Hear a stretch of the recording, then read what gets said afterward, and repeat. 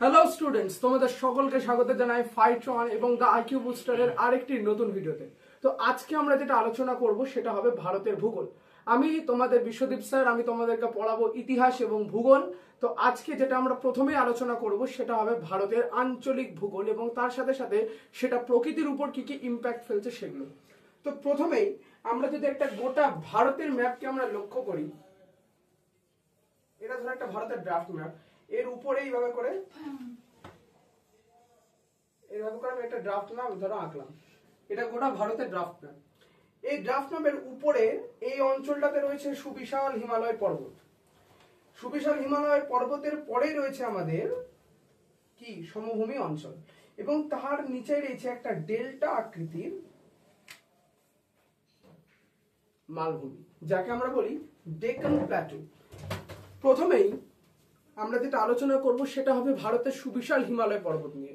কিন্তু সুবিশাল হিমালয় পর্বত থাকা সত্ত্বেও সুবিশাল হিমালয় পর্বতের উত্থান কি করে উঠলো, এটা নবীন না প্রাচীন, সমস্ত কিছু নিয়ে আমরা কিন্তু আজকে আলোচনা করব। প্রথমেই বলে রাখি, হিমালয় পর্বত কিন্তু একটা নতুন পর্বত, একদম নবীন ভঙ্গিলজাত পর্বত। একদম নবীন আমি কেন বলছি, কয়েক লক্ষ বছর আগে, এই জিওগ্রাফিতে কয়েক লক্ষ বছর মানে আমাদের কাছে যেমন 2-3 দিন থাকে ওরকম, ভূগোলের কাছে কয়েক লাখ বছর বা কিংবা কয়েক হাজার বছর জাস্ট লাইক এ সেকেন্ড, এক চুটকি বাদেও চলে যাবে। যখন গোটা পৃথিবী একটা মহাদেশের আকারে ছিল এবং গোটা পৃথিবীতে সমুদ্র ছিল একটাই, সেই সমস্ত যখন গোটা পৃথিবীতে একটাই সমুদ্র এবং একটাই মহাসাগর ছিল, সেই সময় সেই মহাসাগরটার নামকে বলা হয় প্যান্থালাসা এবং গোটা সমগ্র মহাদেশকে বলা হতো প্যানজিয়া। তো আমরা প্রথমে জেনে নেব কি প্যানজিয়া, প্যানজিয়া আর একটা প্যান্থালাসা। প্যানজিয়া প্যান্থালাসা, এই প্যানজিয়া প্যান্থালাসা দীর্ঘকাল ধরে, প্রায় পৃথিবীর সৃষ্টির কিছু বছর পর থেকে যখন ভূমি এবং জলভাগ সৃষ্টি হতে শুরু করেছিল, তখন প্রাথমিক পর্বে ছিল আমাদের প্যানজিয়া এবং প্যান্থালাসা। কিন্তু এর পরবর্তীকালে আমরা যখন বৈজ্ঞানিকরা ধীরে ধীরে উন্নতি করতে লাগলো এবং পরবর্তীকালে যখন আমরা জানতে পারলাম যে আমাদের পৃথিবীর নিচে তো পাত রয়েছে, পাত সঞ্চালন তত্ত্বের প্রবক্তাকে হ্যারি হেস, পাত সঞ্চালন তত্ত্বের প্রবক্তাকে হ্যারি হেস, যাকে ইংরেজিতে বলা হয় প্লেট টেকটনিক থিওরি। কে দিয়েছিলেন সিদ্ধান্ত? Harry Hess. এছাড়াও আলফ্রেড ওয়েগনারকেও কিন্তু মহীসঞ্চারণ তত্ত্বের জনক বলা হয়। পাত সঞ্চারণ তত্ত্ব এবং মহীসঞ্চারণ তত্ত্ব দুটা বলতে গেলে প্রায় সেম হলেও যেহেতু এদের নামের পার্থক্য রয়েছে এবং দুজনের কনসেপ্ট একে অপরের সাথে ইন্টার কানেক্টেড কিংবা ইন্টার রিলেটেড হলেও কিন্তু there is a huge difference between this two concepts. তো প্রথমে আমরা জানবো পাত কি। পৃথিবীর ভূভাগ যদি আমরা লক্ষ্য করি, just look at the picture. আমি প্রথমেই ভারতের ভূগোল নিয়ে শুরু করব না। ভারতের ভূগোল জানার আগে তোমাদেরকে কিছু বেসিক কনসেপ্টস আমার দেওয়া উচিত। যদি আমি গোটা পৃথিবীর একটা অ্যাটমসফিয়ার এইভাবে করে আঁকি, এটা ধরো পৃথিবীর উপরে ভূভাগ। এখানে কি রয়েছে? উপরে পাহাড়, পর্বত, নদী, সমুদ্র, গাছপালা। এখানে ধরো একটা তুমি দাঁড়িয়ে আছো, এখানে তোমার বন্ধু দাঁড়িয়ে আছে, তোমরা দুজনে ফুটবল খেলছো। এখানে বিল্ডিং, পাহাড়, পর্বত আছে। এই জায়গাটা যেখানে সমস্ত কিছু আছে একে বলা হয় লিথোস্ফিয়ার। কি বলে? লিথোস্ফিয়ার। লিথোস্ফিয়ার, এল লিখলাম শুধু। এই জায়গাটাকে কি বলা হয়? লিথোস্ফিয়ার। এই লিথোস্ফিয়ারের ভিতরেও কিন্তু অনেক ছোট ছোট ছোট ছোট কয়েকটা স্তর রয়েছে। এই স্তরগুলো কিন্তু এই যে লিথোস্ফিয়ার সেটার পুরু কত? 100 কিলোমিটার, গড়ে 100 কিলোমিটার, এক্সাক্ট না অ্যাভারেজ 100 কিলোমিটার কি এই লিথোস্ফিয়ার। এই লিথোস্ফিয়ারের পরেই কি রয়েছে? অ্যাসথেনোস্ফিয়ার। অ্যাসথেনোস্ফিয়ার জিনিসটা কি? জেলি হয় না, just like a jelly. Jelly যেমন একটু শেক করলে যেমন চারিদিকে ভূকম্পন সৃষ্টি হয়, সেরকম ভাবে পৃথিবী একটা পিচ্ছিল অ্যাসথেনোস্ফিয়ারের উপর ভাসছে, যাকে আমরা জেলির মতো ধরে বলতে পারি। এই জেলিটার নামই হচ্ছে অ্যাসথেনোস্ফিয়ার। এই জেলিটার নাম কি? অ্যাসথেনোস্ফিয়ার। এই অ্যাসথেনোস্ফিয়ারের উপরেই কিন্তু পৃথিবীর সমস্ত পাত ভেসে রয়েছে। পৃথিবীর সমস্ত পাত কিন্তু এখানে ভেসে রয়েছে। গোটা পৃথিবী পাতের সংখ্যা প্রচন্ড বেশি, কিন্তু এর মধ্যে কয়েকটা উল্লেখযোগ্য পাত হচ্ছে উত্তর আমেরিকা পাত, ইউরেশীয় পাত, এশিয়ান পাত আছে, এছাড়া নাচকা পাত আছে। নাচকা পাত সবচেয়ে বেশি উল্লেখযোগ্য, কারণ নাচকা পাত এত পরিমাণে সেটা স্টেবল না, একদমই স্টেবল না, এত পরিমাণে সেটা নড়াচড়া করে যে প্রায় ভূমিকম্প অগ্নুৎপাত চলতেই থাকে। আমি ভারতের ভূগোল শুরু করার আগে আমি কেন এটা বলছি, কারণ এটা একটা গভীর টপিক আছে। এই যে রিজনটা বলার পিছনে যে এটা যে অ্যাস্টেরোস্ফিয়ারের উপর ভাসতে ভাসতে যখন বিভিন্ন পাত হয়, এই পাতও আবার প্রকারভেদ আছে, পাতের আবার প্রকারভেদ আছে। কি কি পাতের প্রকারভেদ? পাতের প্রকারভেদ হচ্ছে যে একটা পাত হয় যেটা দূরে সরে, একটা পাত হয় যেটা সামনে আসে, এবং একটা পাত হয় যেটা সামনে, এই যে হ্যালো আমি হিটলার আমি মুসোলিনি, দুজনের মধ্যে একদম হ্যান্ডশেক করে ওরা কাজ করে চলে। তো একটা কি, একটা আসে একে অপরের থেকে দূরে যায়, একটা একে অপরের দিকে ছুটে আসে, আরেকটা কি দুটা একদম মাঝ পাশ বরাবর, তুই ভাই তোর জায়গা আমি আমার জায়গা, কেউ কারো মাথায় কান দেবো না, লে যা। তো এটা কি একটা গেল কি, যেটা একে অপরের থেকে দূরে সরে যাচ্ছে। প্রথমত কি দেখো, এই পাতটা এটা 1 নাম্বার, এটা 2 আর এটা 3 ধরে নাও।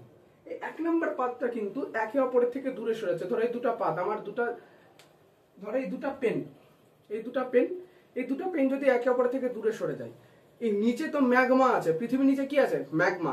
এই ম্যাগমাটা যখন দূরে সরবে, এই ম্যাগমাটা কিন্তু ধীরে ধীরে একদম ভূগর্ভ ছেদ করে উপরে উঠে চলে আসবে, এবং এই ভূগর্ভ ছেদ করে যেই উপরে উঠে চলে আসবে সেই জায়গাটার নাম হয়ে যাবে কি, লাভা। আর যখন ভিতরে থাকবে তখন হবে ম্যাগমা। এই ম্যাগমারও আবার প্রকারভেদ আছে, ম্যাগমা একটা গাঢ় ম্যাগমা হয়, একটা পাতলা ম্যাগমা হয়, সেটা আমরা ডিপেন্ড করছে, সেটাতে আমরা এখন ঢুকছি না বেশি, এটাতে বেশি আমরা ঢুকবো না। তো যখন দুটা পাত, just think assume this two pens like a plate, এই প্লেটগুলো যখন একে অপরের থেকে দূরে সরে যাচ্ছে, নিচের কি হবে, ম্যাগমাটা উপরে উঠে আসবে, এবং ম্যাগমাটা যখন উপরে উঠে আসবে সেই জায়গাটা কি করবে, ম্যাগমাটা ধীরে ধীরে ঠান্ডা হবে, চাপ তাপ বায়ু টায়ুতে ধীরে ধীরে জলের পর বৃষ্টি ফিষ্টি হয়ে কি হবে, ঠান্ডা হবে। কিংবা ধরো সমুদ্রের তলাতেই যদি ব্লাস্ট হয়, সমুদ্রের তলাতে যখন ওটা ধরো গেল, ম্যাগমা উঠে আসলো, কিছুটা হয়তো পরিমাণ আগুন আর জল যখন একসাথে আসবে কিছুটা ভ্যাপারাইজড হবে, এবার ভ্যাপারাইজটা কি করে উপরে উঠবে, যখন এই বাবলস এর মাধ্যমে কিন্তু এটা ধীরে ধীরে উপরে উঠে যাবে। কিন্তু এই যে যখন সংস্পর্শে আসছে, কনস্ট্যান্ট তো একটা থাকছে না, একটা টাইমের পর দুটো কি এখানে হয়তো থেমে যাচ্ছে। তো ম্যাগমাটাও কি একটা কনস্ট্যান্ট না, আর পর পর ওখানে বিপুল পরিমাণ জলরাশি ওটাকে ঠান্ডা করে দিয়ে এখানে কি সৃষ্টি করে দিচ্ছে, প্রস্তর বা পাথরের। ফলে যখন দুটা পাত একে অপরের থেকে সরে যাচ্ছে, নিচ থেকে ম্যাগমাটা বেরাচ্ছে এবং সেই জায়গাটা ভরাটটাকে পূর্ণ করে দিচ্ছে। সেই জন্য যখন দুটি পাত একে অপরের থেকে দূরে সরে যায়, তখন তাকে কি বলে, গঠনকারী পাত সীমান্ত। কি বলে, গঠনকারী পাত সীমান্ত। অর্থাৎ দুটো পাত যখন একে অপর থেকে সরে যাচ্ছে, ম্যাগমাটা বেরাচ্ছে, ঠান্ডা হচ্ছে বিভিন্ন কারণে, এবং সেখানে একটা নতুন কিছু সৃষ্টি করছে, সেজন্য কি বলা হয়, গঠনকারী পাত সীমান্ত। এইভাবে করে তুমি ভাবো, এই দুটা পাত সীমান্ত দুদিকে আছে, ঠিক আছে। এবার ধরো একটা ভারী হয়, একটা হালকা পাত। এই ভারী পাত আর হালকা পাত যখন একে অপরের সাথে ধাক্কা লাগে, একে অপরের সাথে কি লাগে, ধাক্কা লাগে, তখন কি করে, অনেক সময় ভারী পাতটা উপরে চলে যায় এবং হালকা পাতটা যেহেতু বেন্ড হতে পারে, সহজে এটা নিচে ঢুকে যায়। জাস্ট লাইক দিস, এই দুটা পাত একে অপরের দিকে আসছে, এটা হচ্ছে হেভি আর এটা কি লাইট। এই যখন দুটা একে অপরের দিকে আসবে, এটা হেভি তো এটা লাইট, এই হেভি পার্টটা কি, এবার এখানে লাইট পার্টটা কি এবার কিন্তু ভিতরে ঢুকে যাবে, আর এটা এর উপরে উঠে যাবে। কথা বুঝা গেল, একটা কি হবে ভিতরে ঢুকবে আর একটা পাত উপরে উঠে যাবে। ফলে এই সময় ধরো এই জায়গাতে কারো বাড়ি আছে, বাড়িটা কি হবে, ধ্বংস হয়ে যাবে, যা যা ছিল সব ধ্বংস হয়ে যাবে। তো এখানে আপাত দৃষ্টিতে মনে হচ্ছে যে কিছু একটা গঠন করতে পারে, কিন্তু সেখানে আলটিমেটলি ধ্বংস ছাড়া, ডিস্ট্রয় ছাড়া কিছুই হয় না। সেই জন্য এই ধরনের পাত সীমান্ত, অর্থাৎ যেটা দুজন একে অপরের দিকে চলে আসে, এটাকে কি বলে, বিনাশকারী পাত সীমান্ত। আর নিরপেক্ষ মানে দুটো পাশাপাশি হাতে হাত মিলিয়ে চলছে, জাস্ট লাইক আওয়ার পলিটিশিয়ানস। তো যাই হোক, সেটা বড় কথা না। এবার আমি যেটা বলছি, হিমালয় পর্বত একটা নবীন পর্বত। কেন? হিমালয় পর্বত যখন সৃষ্টি হয়নি তার আগে সেখানে একটা সাগর ছিল, সেই সাগরটার নাম ছিল টেথিস সাগর। এই টেথিস সাগরে যখন পাত সঞ্চালন হতে থাকে, এবং মহি সঞ্চালন এবং পাত সঞ্চালন একই হলেও একটু হলেও আলাদা, যখন পাত সঞ্চারিত হতে থাকে তখন মহাদেশগুলো যখন টুকরো টুকরো করে ভেঙে প্যানজিয়া এবং প্যান্থালাসা হয়ে, অর্থাৎ প্যানজিয়াটা যখন ভেঙে যায়, গন্ডোয়ানা, এই দুটা একটা, আচ্ছা প্যানজিয়ার আগে দুটা ভাগ হয়। হ্যাঁ, এখানে ধরো এটা পৃথিবীতে এখানে ধরো এরকম ভাবে আগে গোটাটা এক ছিল, এই যখন মাঝখান থেকে ফাটলটা ধরে, উপরটা নাম হয় আঙ্গারা ল্যান্ড, নিচেরটা নাম হয় গন্ডোয়ানা ল্যান্ড। উপরটা নাম হয় আঙ্গারা ল্যান্ড, নিচেরটা গন্ডোয়ানা ল্যান্ড। এবং মাঝখান থেকে যখন এর পরবর্তীকালে ভূমিকম্প সহ অন্যান্য প্রাকৃতিক দুর্যোগে, ভূমিকম্পর বিভিন্ন কারণ হতে পারে, একটা হয়তো অটোমেটিক্যালি নিজে থেকে সৃষ্টি হচ্ছে যেটা কেউ প্রেডিক্ট করতে পারে না, আবার এমনও হতে পারে যে কোনো মানে জ্বালামুখী কিংবা ভলকানো যখন এক্সপ্লয়েট করছে, সেই সময় যখন এক্সপ্লোড করছে ওটা, সেটা কি হচ্ছে যে একটা ভূমিকম্পের সৃষ্টি করছে।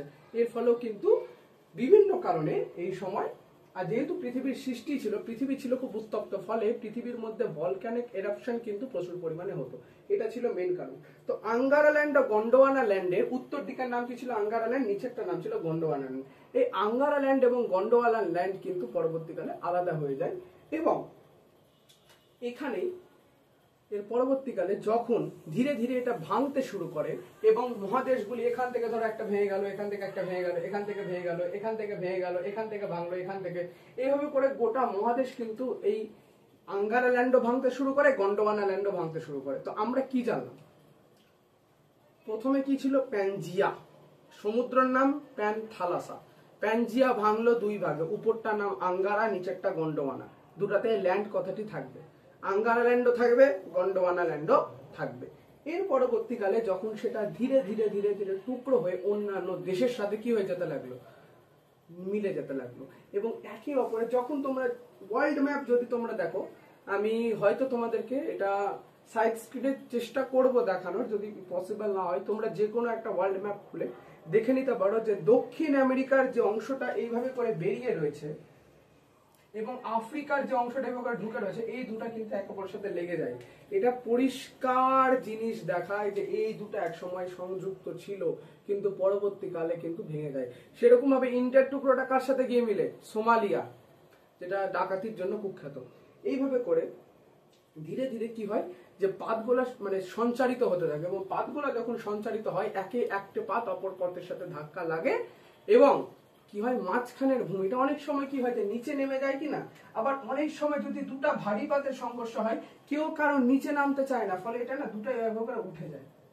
যখন দুটা ভারী পাতের সংঘর্ষ, আমি কি বললাম, একটা ভারী পাত, একটা হালকা পাত, ভারী পাতটা উপরে, হালকা পাতটা নিচে, ঠিক এরকম ভাবে কি হয় যে যখন এই দুটাই ভারী পাত থাকে, একে অপরের সাথে লাগে, মানে তুই যাও না, তুই যাও না, ধ্যাত তারিখে যাবো না, এও যাবে না, এও যাবে না, দুজনে কি হয় লাগে, দুজনে একসাথে মিলে উঠবো।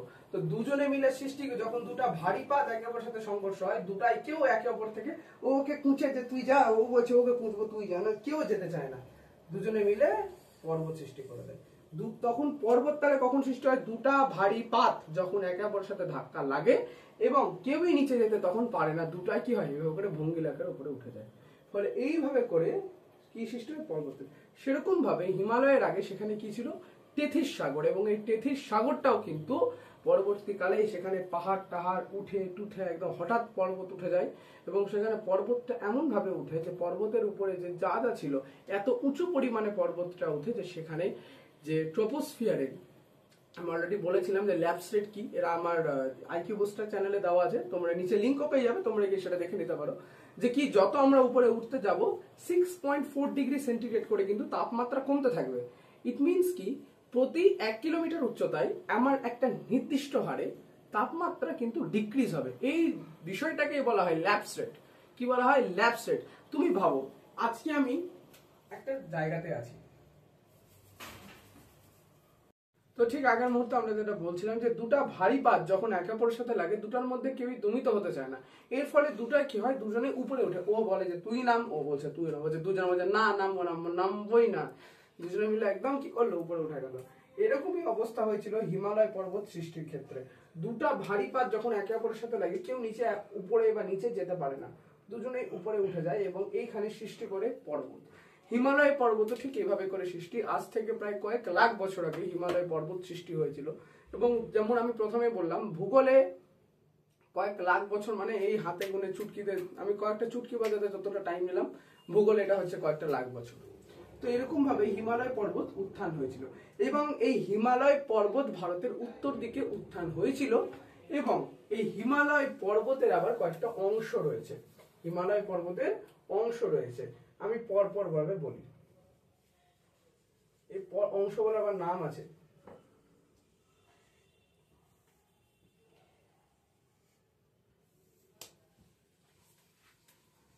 এটা ধরো হিমালয়ের 4টা অংশ।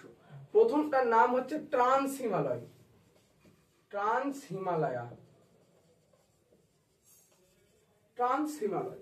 সেকেন্ডের নাম হচ্ছে হিমাদ্রি হিমালয়, হিমাদ্রি হিমালয়া। থার্ডের নাম কি? থার্ডের নাম হচ্ছে মিড হিমালয়া। আর 4 নম্বর হচ্ছে শিবালিক। এতটুকু বোঝা গেল। প্রথমটার নাম কি? ট্রান্স হিমালয়, সেকেন্ডটা হিমাদ্রি হিমালয়, মিড হিমালয়, তারপর শিবালিক হিমালয়। এবার একটু বুঝার জিনিস আছে। এর মধ্যে থেকে সব থেকে উচ্চতম আমাদের হিমাদ্রি হিমালয়, সবচেয়ে হাইট বেশি। এবার একটা সহজ কনসেপ্টে বুঝো। আমার এই হাতটা আছে, এই হাতের মধ্যে ধরো এটা একটা হিমালয় পর্বত। তো যখন আমি এইভাবে করে সিঁড়ি দিয়ে এভাবে করে উঠছি, এটা হচ্ছে কি শিবালিক, ধীরে ধীরে উঠছি। এখানে যে আমার এই জিনিসটা বেরিয়ে আছে, এই জায়গাটা ধরো এটা মিড হিমালয়। তো মিড হিমালয় একটু এখান থেকে উপরে উঠলো, এই জায়গাটা কি মিড। মিডের পর একটু উঁচুতে যখন আমি এই জায়গাটা উঠেছি, এই জায়গাটা কি আমার হিমাদ্রি হিমালয়। আর হিমাদ্রি হিমালয়ের পরে এই যে এই জায়গাটা, এটা ট্রান্স হিমালয়। ফলে শিবালিক থেকে উঠছে, এখান থেকে ধীরে ধীরে ধীরে ধীরে উঠছে, এখান থেকে আরেকটু মিড হিমালয়ে গিয়ে এই জায়গাটা পর্যটন স্থল হিসাবে দাঁড়াচ্ছে। এখানে সমস্ত নৈনিতাল বলো, মানালি বলো, কুল্লু বলো, দার্জিলিং, লাভা, যা যা জায়গা আছে সমস্ত কিছু কোথায় আছে? মিড হিমালয়। মিড হিমালয় আমি যেই পারাবো আমার কাছে কি চলে আসবে? হিমাদ্রি হিমালয় বা সবচেয়ে বৃহৎ হিমালয়, এবং তারপরে ট্রান্স। তো যদি বলে সব থেকে প্রাচীন হিমালয়, তো নবীন ভঙ্গিল পর্বত, নবীন পর্বত। কিন্তু এই নবীন পর্বতের মধ্যেও তো একটা ভাগ আছে যে কোনটা এর থেকে এটা পুরাতন না ওর থেকে ওটা পুরাতন। যদি আমি দুটা বাচ্চাকে কম্পেয়ার করি, একজনের বয়স 5 বছর, একজনের বয়স 3 বছর, দুটাই ডিম ফুটেই বেরিয়েছে ভাই এখনই, একজন বড় একজন ছোট হয়তো। সেরকম ভাবেই এই হিমালয়ের মধ্যে সব থেকে পুরাতন অংশ আমাদের ট্রান্স, সব থেকে উঁচু অংশ হিমাদ্রি। মিড হিমালয়কে একদম মাঝামাঝি জায়গায় অবস্থান করবে, এই জায়গাটা পর্যটন বা ট্যুরিজমের জন্য খুব ভালো। আর তারপরে কি আছে? শিবালিক। তো ট্রান্স, হিমাদ্রি, মিড হিমালয়, শিবালিক। তো এখানে যদি আমি একটা ছবি আঁকি, ছবিটা ঠিক এরকম হবে। আমি প্রথমে শিবালিক দিয়ে স্টার্ট করছি, এটা শিবালিক, শিবালিক। তারপর মিড, এখানে রয়েছে মিড, এখানে কি আছে? টুরিস্ট স্পট, এটা হচ্ছে শিবালিক, শিবালিক। শিবালিকের পর এখানে মিড, মিডের পর এখানে ধরো এটা পাহাড় পর্বত, এটা কি চলে গেল? বৃহৎ, বৃহৎের পরে এখানে ট্রান্স। তাহলে এটা শিবালিক গেল একটা, এখানে গেল এটা মিড হিমালয়।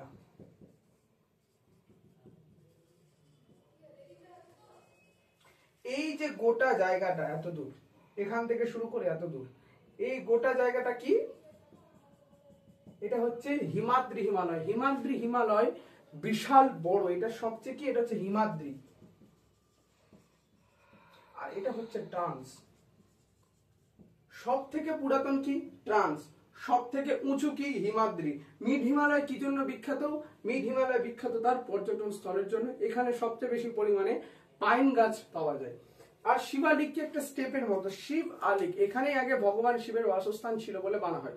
এবং শিবালিক থেকে আমরা ধীরে ধীরে, দেখো কৈলাস পর্বত কোথায় আছে? কৈলাস পর্বত হচ্ছে কি? ট্রান্স হিমালয়ের অংশ, কিন্তু কৈলাস পর্বত। শিবের কৈলাস পর্বত কোথায় অংশ? ট্রান্স হিমালয়। মানে আমাকে বৃহৎ হিমালয় পেরিয়ে যাব, তারপরেই কিন্তু আমি ট্রান্সটা দেখতে পাবো। তো যদি আমি বলি যে এটা যদি আমার বৃহৎ হিমালয় থাকে এইভাবে করে, তুমি কি আমার পিছনের আঙ্গুলগুলো দেখতে পাবে না? কিন্তু এক্সিস্ট করে সেই যে এই যে এটা হচ্ছে আমার কি? বৃহৎ হিমালয়। কিন্তু এর পরেও কি রয়েছে? ট্রান্স হিমালয়। তো আমি যদি একটা প্রশ্ন করি যে বৃহৎ হিমালয় থেকে কি ট্রান্স হিমালয় দেখা যায়? বৃহৎ, সামনে যদি বৃহৎ হিমালয় থাকে বা হিমাদ্রি হিমালয়কেই কিন্তু বৃহৎ হিমালয় বলা হয়, তার পিছনে কি ট্রান্স হিমালয় দেখা যাবে? অবভিয়াসলি নো, ট্রান্স হিমালয় দেখা যাবে না। কিন্তু সব থেকে পুরাতন আর্কিয়ান যুগের প্রস্তরখণ্ড কোথায় রয়েছে? ট্রান্স হিমালয়। ট্রান্স হিমালয়ের পরে হিমাদ্রি, মিড, শিবালিক। এবার ট্রান্স হিমালয়ের অংশ কি? কৈলাস পর্বত, শিবের বাসস্থান, ভগবান শিবের বাসস্থান কৈলাস, এসেছে কৈলাস পর্বত। এই কৈলাস পর্বত কিন্তু আমাদেরকে ধীরে ধীরে এভাবে করে উঠে উঠে স্টেপ বাই স্টেপ যেতে। আমি যদি আজকে 5তলা বিল্ডিং এ যেতে চাই, ধরো লিফট নাই, কে আমাকে নিয়ে যাবে? সিঁড়ি।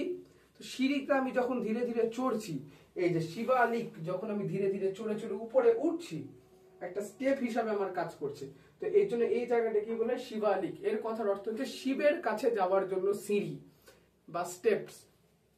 এটা গেল আমাদের ট্রান্স হিমালয়। ওরকম ট্রান্স হিমালয়ের আবার 4টা ভাগ আছে, আমি আজকে এটা বলেই ছাড়বো। ট্রান্স হিমালয়ের 4টা ভাগ আছে।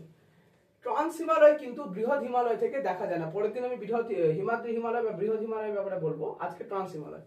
ট্রান্স হিমালয় কিন্তু 4টা ভাগ আছে। কি কি?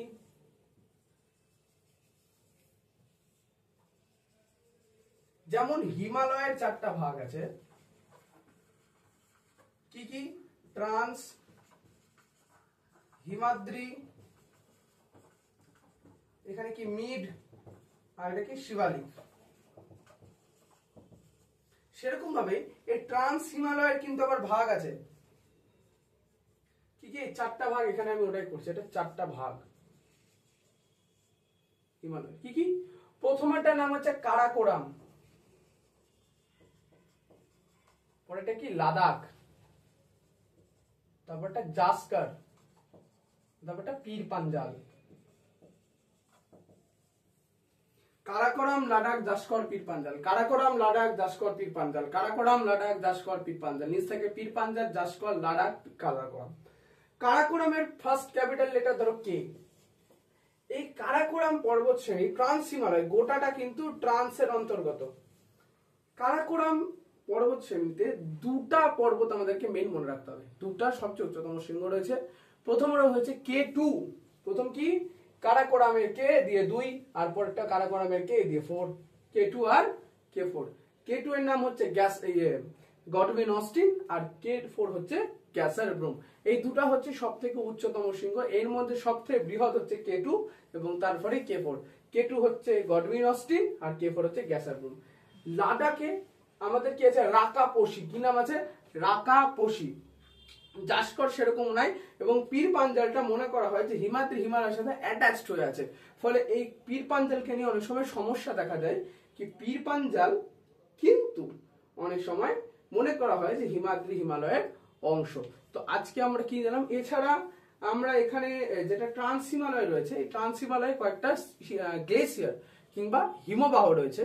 এর মধ্যে 4টা মেইন রয়েছে। সব থেকে উচ্চতম পৃথিবীর মধ্যে এবং ভারতের মধ্যে, পৃথিবীর না ঠিক ভারতের মধ্যে সব থেকে উচ্চতম গ্লেশিয়ার কিংবা হিমবাহর নাম কি? সেটা হচ্ছে সিয়াচিন। কি নাম? সিয়াচিন। এখানে 4টা আমরা গ্লেশিয়ার্স পাবো। গ্লেশিয়ার বা হিমবাহ, হিমবাহ মানে হচ্ছে বরফের নদী। 4টা মুখে বলে দিচ্ছি। প্রথমে হচ্ছে সিয়াচিন, সেকেন্ডে হচ্ছে বাল্টোরো, 3 নম্বর হচ্ছে হিসপার। সিয়াচিন, বাল্টোরো, হিসপার, 3টা আমরা মেন মনে রাখবো। সিয়াচিন প্রথমে লিখেই দিই এখানে,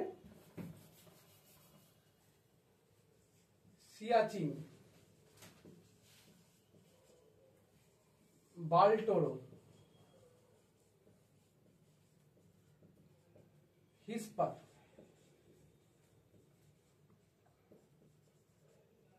সিয়াচিন, বাল্টোরো ও হিসপার।